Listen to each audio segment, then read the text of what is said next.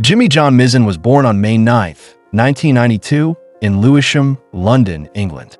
He came into a big, lively family, one of 9 children, and if I'm not mistaken, he was the 6th among 7 brothers born to Barry and Margaret Mizzen. His parents once said something about him that really stayed with me. Jimmy was an unusually good baby, and he grew quickly into a lovely little boy. He was always smiling. He had a beautiful smile. There was an innocence and a boldness about him, and an uncomplicated love of life. Honestly, I can almost picture that. A little boy whose happiness felt so genuine it could light up a room. Jimmy was the kind of person everyone seemed to know and like, but not in a popular kid kind of way.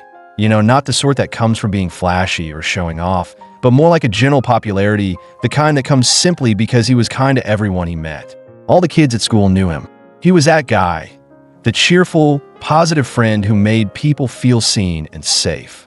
One thing that really struck me was how often Jimmy stood up for the kids who were bullied. He wasn't doing it for attention. It just wasn't in him to stand by and watch someone else be treated badly. Even the bullies seemed to like him, which honestly says a lot about the kind of person he was.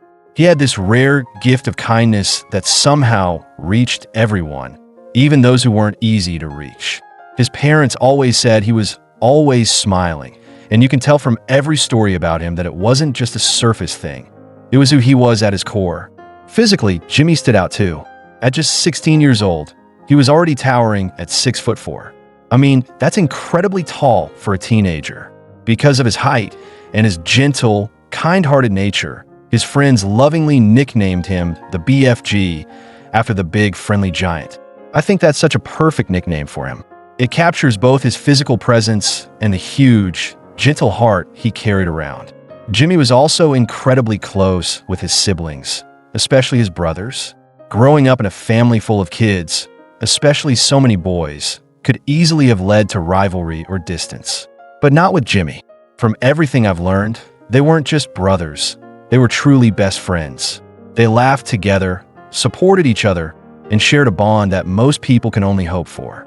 And honestly, I feel like that kind of connection, that deep family bond, shaped Jimmy into the person everyone loves so much. On Saturdays, Jimmy used to work alongside his dad. In fact, I believe most of the Mizzen children did at some point. Their father owned a small shoe repair shop in town, the kind of place that had been part of the community for years. And on weekends, it became almost like a family tradition for the kids to pitch in and help out. I really love imagining that scene. The family working together, sharing little jokes between customers, feeling proud to be part of something their dad had built with his own hands. It says a lot about the kind of upbringing Jimmy had, one where family, responsibility, and hard work were just woven into everyday life. Faith was another big part of Jimmy's world. The Mizzen family were devout Roman Catholics, and every Sunday, without fail, they would attend church together. It wasn't just a routine or an obligation for Jimmy. Until he was about 14 years old, he had the honor of serving as an altar boy at their church. And from everything I've read, he was genuinely proud of that role. It wasn't something he took lightly. He was truly happy to be part of his faith community, and it was clear that it meant something deep to him. Honestly, I find that beautiful. In a world where a lot of teenagers start pulling away from tradition or faith, Jimmy seemed to embrace it, finding pride and identity in who he was and where he came from. Jimmy wasn't just kind to his family and friends. He carried that kindness into the world around him in a way that's honestly rare, especially for someone so young. He would mow the lawn for his 87-year-old neighbor, simply because she couldn't manage it herself anymore. Not only that, but he would also tend her garden, making sure everything stayed neat and beautiful for her. I think that says so much about who he was. He didn't just notice when someone needed help. He acted on it. At his church, Jimmy also looked out for others. There was a disabled woman who needed help with her weekly shopping, and Jimmy stepped in without a second thought. Week after week, he made sure she had what she needed. Honestly, it just warms my heart thinking about it. He was the kind of person who made the lives of those around him a little easier, a little lighter, simply because he cared. Jimmy was truly selfless. He wasn't just nice when it was convenient. It was woven into who he was. A genuinely kind, loving, and thoughtful young man. The kind of person this world desperately needs more of. Now, to really understand what happened to Jimmy, We need to go back a bit and look at some of the people who were with him on the day of his murder, specifically his brother, Harry. Their connection to another figure in this story actually started years earlier, with events that seemed small at first but would eventually weave into something heartbreaking. Back in 2001, 7 years before Jimmy's death, Harry, who was just 10 years old at the time, had a frightening encounter. He was mugged by a 13-year-old boy named Jake Farry. Harry, being so young, didn't have much on him, just a 20p coin. But Jake wasn't satisfied with that. He punched Harry hard in the stomach before leaving him there. I can only imagine how scared Harry must have been, being so little and facing that kind of violence for something so small. Harry rushed home and told his parents what had happened. They immediately contacted Jake Farry's school, and Jake was punished through the school system. At the time, it must have seemed like the right thing to do to make sure the bullying was addressed. But 2 years later, in 2003, Jake and Harry crossed paths again. This time, Jake was 15 and Harry was 13. Jake confronted Harry and demanded to know why Harry had grassed on him. Basically, British slang for telling on someone and getting them into trouble. I feel like it's so heartbreaking that Harry was being made to feel guilty for simply protecting himself. Harry tried to walk away, but before he could get far, Jake grabbed him by the shirt, threatened him, and punched him again, this time square in the chest. The Mizzen family knew this couldn't keep happening. This wasn't just some isolated childhood fight. It was turning into a pattern of harassment. So they contacted the police. And thankfully, the police agreed that Jake had gone too far. They went to his house and issued him a harassment warning. At the time, it probably felt like things were being put to rest. But sadly, that wouldn't be the end of Jake Farry's violent connection to the Mizzen family. May 9th, 2008 was a special day for Jimmy Mizzen. It was his 16th birthday. To celebrate, he went out with his friends that evening, enjoying the milestone the way any teenager would. The next morning, something surprising happened. Despite having been out late the night before, Jimmy woke up bright and early. Honestly, his family was pretty shocked, because if you've ever known a teenager, you know how much they love to sleep in on weekends, especially after a night of celebrating. But Jimmy was wide awake, buzzing with excitement. Why?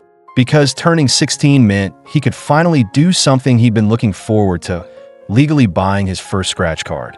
It might seem like a small thing, but for Jimmy, it was a rite of passage, a little symbol of stepping into adulthood. I think it's really sweet, honestly. That innocent excitement over something so simple says a lot about his character. Around 11:30 a.m. on May 10th, 2008, Jimmy and his older brother Harry set out together. First, they picked up the long-awaited scratch card.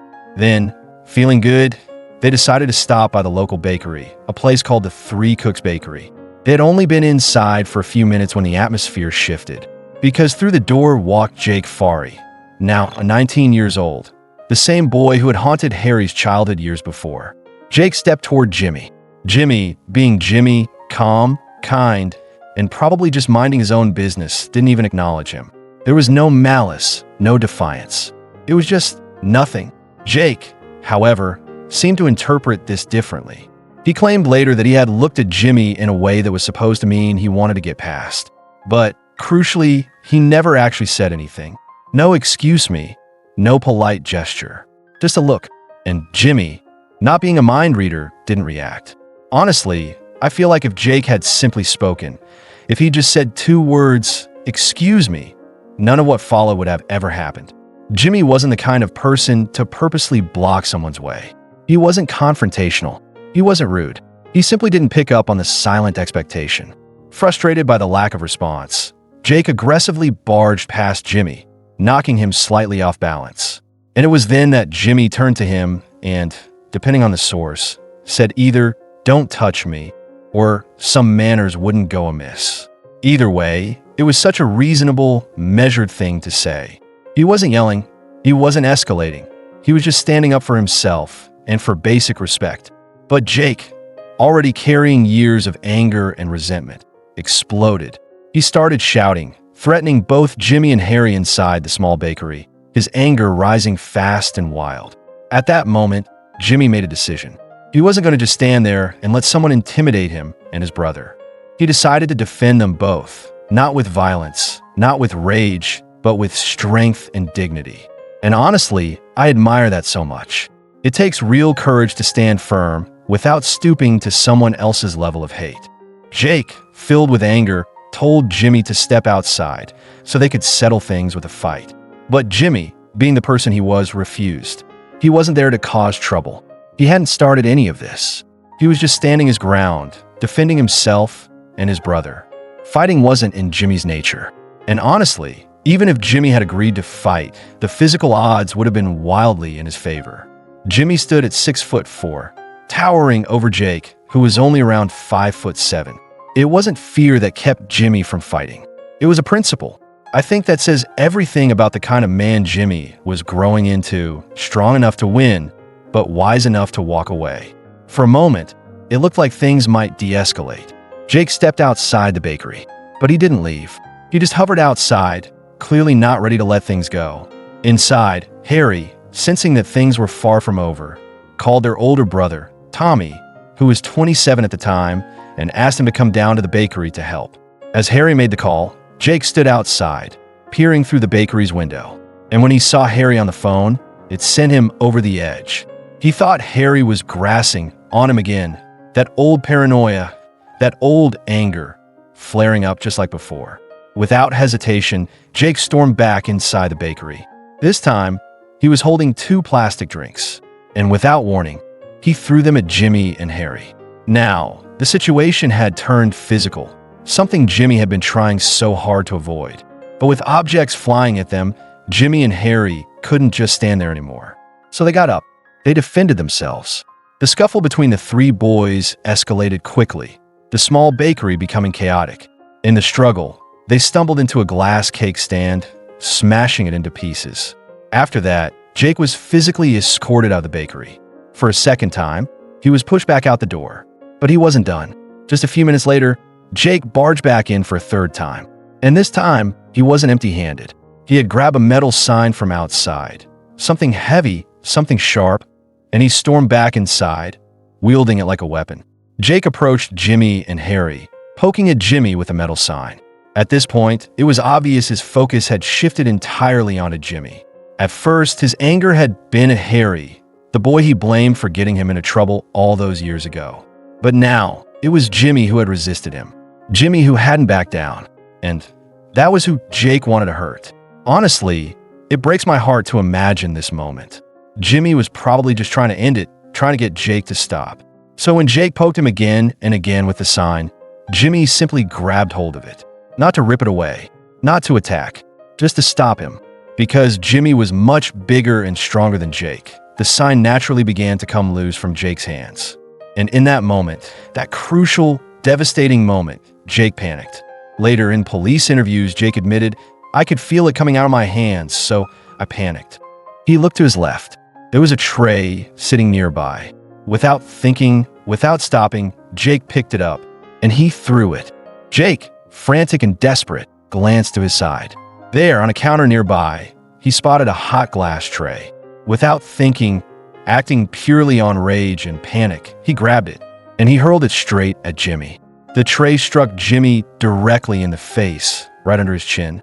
It shattered on impact, and one of those shards, a long, jagged piece of glass, over an inch in length, slashed across Jimmy's neck.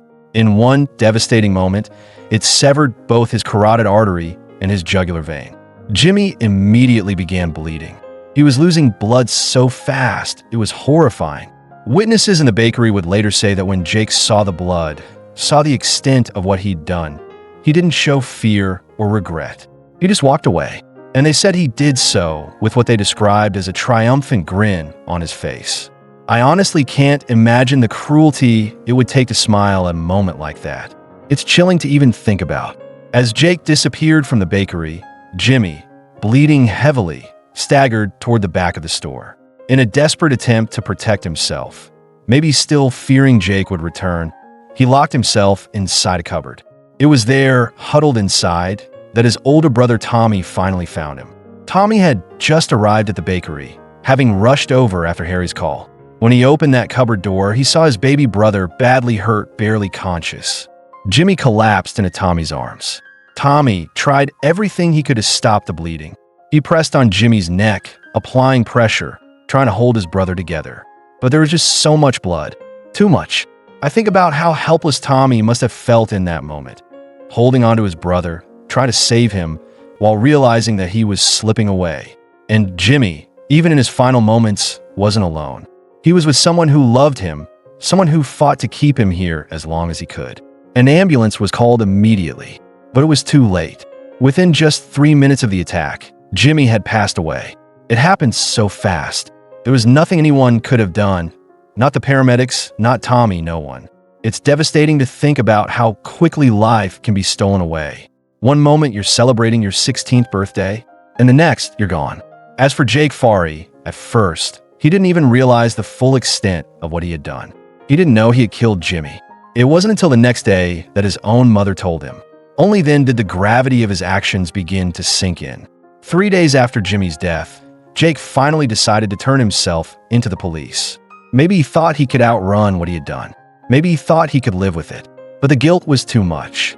And honestly, as much as he deserved to face justice, a part of me thinks he turned himself in because deep down, he knew he couldn't escape it. Not really. In March of 2009, Jake's trial began. He admitted to throwing the glass, but he refused to admit to murder. He was clearly hoping for a lesser charge, manslaughter, trying to claim that it wasn't intentional, that he hadn't meant to kill anyone. But how could anyone believe that? He was the one who walked into that bakery looking for a fight. He was the one who escalated the situation again and again. Not once, not twice, but 3 separate times. Jimmy had told him to leave it. Jimmy had refused to fight. And still, Jake came back, over and over, until the worst happened. The jury saw right through it. They didn't buy his excuses. They didn't buy the story he tried to sell. Ultimately, Jake Fahey was found guilty of the murder of Jimmy Mizzen. He was sentenced to life in prison, with a minimum of 14 years before he could even apply for parole. In my opinion, no number of years could ever truly account for the life that was lost, for the future that Jimmy was robbed of. But at the very least, Jake was held accountable for the choice he made that day. But the most chilling part of all this is that Jimmy's death could have been prevented. Because this wasn't the first time Jake Fahey had found himself in serious trouble with the law. Back in 2004, Jake was involved in a gang robbery. He held a schoolboy at knife point. Just a month earlier, at only 16 years old, he had robbed another person in Greenwich Park. His criminal behavior was already escalating. And yet, somehow, he kept finding his way back onto the streets. Then in 2006, things got even darker. Jake was given an 18-month supervision order after being accused of raping a 13-year-old girl. It was a crime so horrific, so evil, that he easily could have, and frankly should have, been sent to prison. But he wasn't. The young girl, deeply traumatized by what had happened to her, found the thought of facing him again in court overwhelming. She ultimately decided to withdraw her evidence.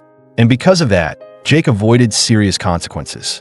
I want to be very clear, this was never that girl's fault. She was just a child, a victim who was already forced to endure more than anyone ever should. Still, it's heartbreaking to think that if justice had been served back then, if Jake had been in prison for the terrible things he had already done, Jimmy Mizzen might still be alive today. I think about that a lot. How one injustice, one system failure, can lead to even greater tragedies down the line. It's not just heartbreaking, it's infuriating. Jimmy didn't have to die, but because Jake Fahey was allowed to continue walking free, another innocent life was stolen. Like I said, Jimmy's family have done so much in the years since his murder. They've worked tirelessly to keep his name alive, to make sure his story is never forgotten, and, maybe most importantly, to help prevent the same kind of tragedy from happening to another family. In 2009, the Mizzen family opened a charity in Jimmy's name, originally called the Jimmy Mizzen Foundation, which would later be renamed simply for Jimmy. It wasn't just a symbolic gesture. It became a real movement, one rooted in love, resilience, and the belief that even in the face of unthinkable loss, good can still be created. As part of their mission, Barry and Margaret Mizzen, Jimmy's parents, have traveled across the UK and even as far as Kenya, sharing Jimmy's story. They speak to young people about community, about peace, and about how even small actions can make a difference in creating a safer, kinder world. I honestly find that so inspiring. because they could have let their grief consume them. No one would have blamed them if they did. But instead, they chose to honor Jimmy by trying to change the world, the very world that took their son away. Through their charity, they've opened a total of 4 cafes, each one named in Jimmy's honor. Each one a space to build connections and support their cause. These cafes aren't just businesses. They're places where kindness and community are encouraged every single day, just like Jimmy would have wanted. One story that really touched my heart was about a homeless man that Jimmy used to help. Whenever Jimmy passed him in town, he would give him a little food or spare some change. Just small gestures that, to someone struggling, meant the world. And after Jimmy's death, this same homeless man came to Jimmy's memorial service, and he laid down his own rug as a tribute. It was the most genuine, heartfelt gesture he could offer. I think that says more about Jimmy's character than words ever could. In 2010, the Mizzen family was recognized as one of Britain's most influential Roman Catholic families by the Tablet. And in 2014, Barry and Margaret Mizzen were both appointed MBE, a huge honor for their services to young people after their son's death. Honestly, I think they are living proof that even in the darkest times, compassion and strength can shine through. Their work continues to honor Jimmy's life and spirit in the most beautiful way.